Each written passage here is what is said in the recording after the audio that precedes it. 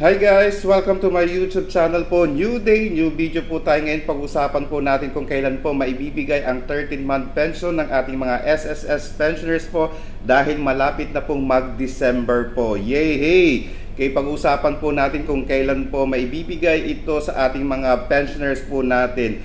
Base po sa ating SSS Circular Number 2022-030, may bibigay po ang inyong mga 13-month pension sa araw ng December 1 at December 4. Unahin po natin ang December 1. Ayan po sa ating mga first batch po. Kung ang contingency number mo po ay 1 to 15, ayan po, may bibigay po ito ng December 1, 2025 po. Ayan guys, sa ating mga first batch pensioners po natin dyan, December 1, 2025. At ito po yung good news, baka may possibility po na mas maaga pong maibigay. So, pakicheck na rin po by November 28, that's Friday, baka po meron na po sa ibang bangko po. Okay? Sa ating second batch, kung ang contingency po ay nasa 16 hanggang katapusan ng buwan, ibibigay po ang yung 13-month pension sa December 4,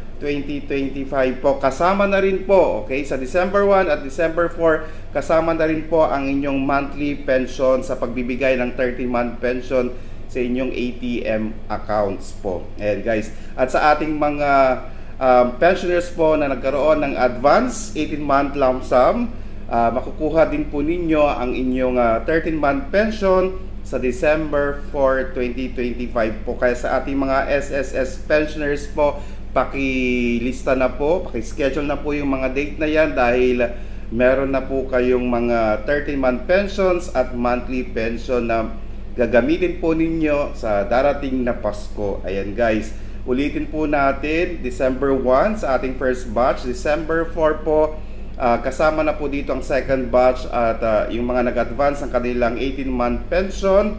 Ayan guys, makukuha po ninyo yan December 4. Ngayon may mga possibility po kasi na sinasabi ang ilang mga subscribers po natin, na mga pensioners po natin, na baka po sa first batch po maibigay ng November 28, that is Friday. Tama po, that is Friday. Correct. Yan.